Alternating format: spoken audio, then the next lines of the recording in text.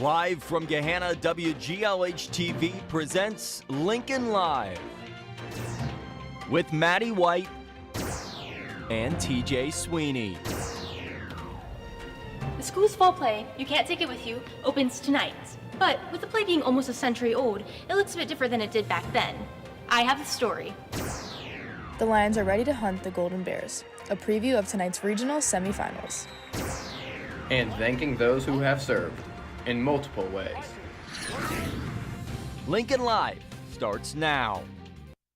Howdy, Lincoln, and happy Friday. I'm TJ Sweeney. And I'm Maddie White. TJ, what is this accent you're doing today? Oh, I'm just getting all in for tonight's game. Is that why there's this cowboy hat under the desk?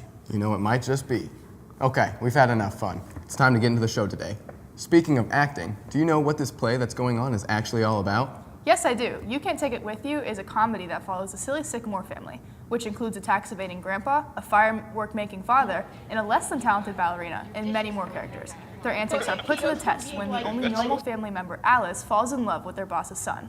Tickets are $12 and can be found on GahannaTheater.com or local level events. You can also buy them at the door. Luckily for us, some of our Lincoln Live members are actually involved in the show and can give us an inside look. Our Delina Honkvilai plays Alice Sycamore. Hey, Delina, how was last night's opening show? Yes, well, contrary to what I said in the opening night was actually last night, and it was all around a success. I'm going tonight, and I can't wait to see what you guys all have been working on. I heard you have a special look for us here today. Well, I'm standing live in the auditorium to preview this year's fall play. You Can't Take It With You was first written in 1936, and the dated nature of some parts of the script are apparent. However, our new theater director, Ms. Targ, has been making an effort to diversify and appropriate the show, despite its initial bigoted themes. I delved into the alterations that the theater department has made to make the show our own. Here it is. You want me to open a window, Miss Wellington? No, the hell with the weather. All right, she's just acting, This year's fall play, You Can't Take It With You, is a fun, family-oriented comedy with many twists and turns. However, with almost a century since its initial release, the script finds itself in 2023 outdated. And Gahanna's theater department has been making an effort for the past few months to give it a fresh makeover. When I first read it, was shocked at some of the character descriptions and the way that the characters were spelled out in the beginning. It was definitely read from something from another time, and so that was one thing that took me back, and I knew going in we were going to have to find a way to alter that. And since September, Ms. Targ has been finding many ways to alter the script. With the writers of the original script being upper-class white men in the 1930s, a few jokes and character choices have been proven to have bigoted themes.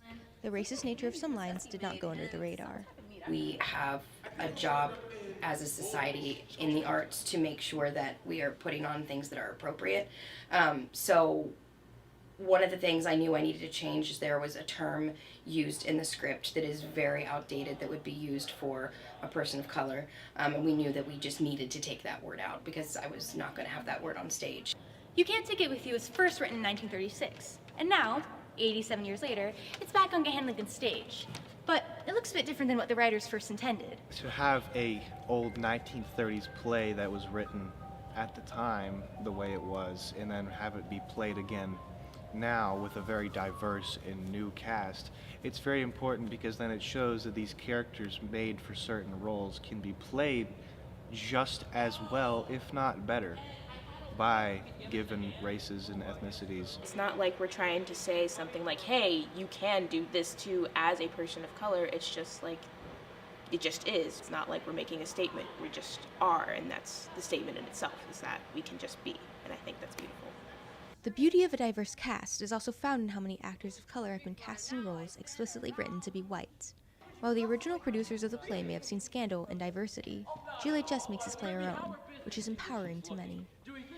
I really do think that for an audience, especially for people of color, seeing that sort of representation in that sort of way, it really does make an impact. It really does make you feel like you're seeing yourself or your voice being represented.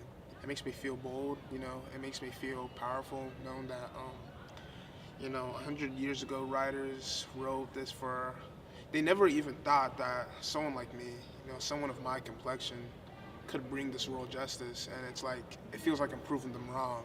While You Can't Take It With You may be an old play, it is still a classic for a reason.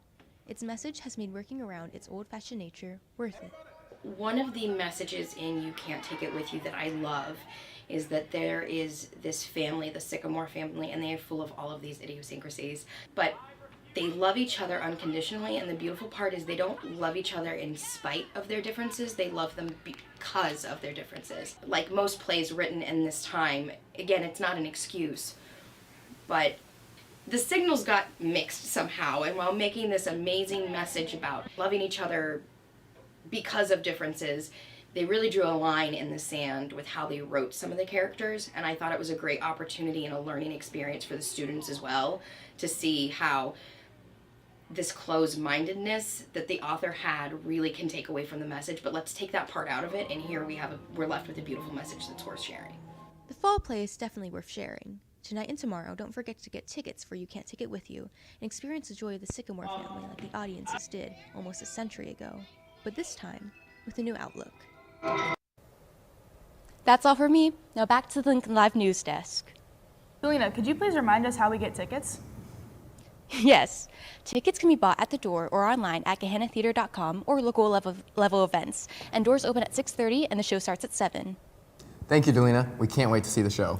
Tonight the Lions play in the Sweet 16 and making it here for the second year in a row. This is where the best of the best play in Ohio high school football. This is not just any game for the Lions, it is a big rivalry game against the Upper Arlington Golden Bears. They will play at a neutral site tonight at Thomas Worthington, and kickoff is at 7 p.m. We spoke to a couple of players about the big game. We just wanted more as a team, and that's at the end of the day, that's what it matters. That's what it all comes down to, who wanted more, and I feel like Gehenna Lions wanted more than Upper Arlington. I think the game tomorrow is going to come down to the team who makes the least amount of mistakes. We're two very good teams. You know, we're in the Sweet 16 for a reason. You know, we deserve to be here, and I think it's going to be the team who's better disciplined and makes less mistakes. While the football team is making a run in the playoffs, they have a whole community behind them, especially at Lincoln Elementary.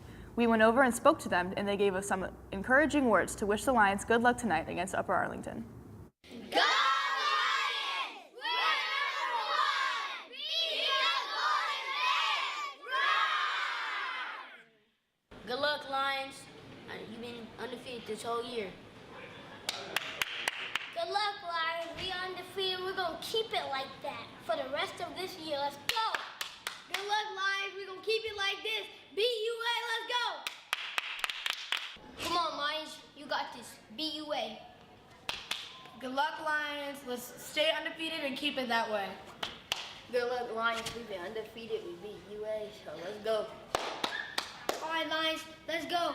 We've been undefeated all year, and let's keep it that way. And BUA. Amnesty International is working on an environmental project. The club went to the Columbus Zoo for a field trip to learn more about how they can help improve our community's environment.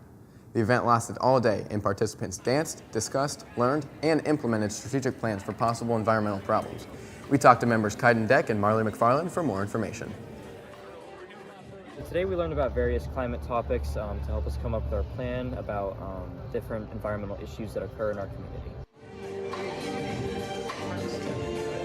Today we learned about how the Columbus Zoo partners with local companies like Rumpke, Waco, and Franklin Park Conservatory to help make our community more environmentally friendly. Thanks, guys. Tomorrow is Veterans Day, and today, Miss Davis will have veterans in the library. Here at Lincoln, veterans were also honored yesterday. A ceremony took place at the Veterans Memorial right outside by the main gate. Chorale sang God Bless America, and a former Army Cavalry member, Rich Rakowski, gave a keynote speech that honored his time serving. And many other former Gehenna veterans attended. Thank you to Ms. Kander and the Student Council for putting on such an important ceremony. Here are some of the ceremony for you all to see. Yesterday, Ms. Kander's World War II class had 3 Honor Flights veterans come in and visit. They talked about their experiences serving and brought in some of their awards, photo albums, and their pictures of them entering the service at 17 years old. It was incredibly appreciated and inspiring for these students and a great way to celebrate our veterans. We spoke with them after to understand the importance of educating the youth.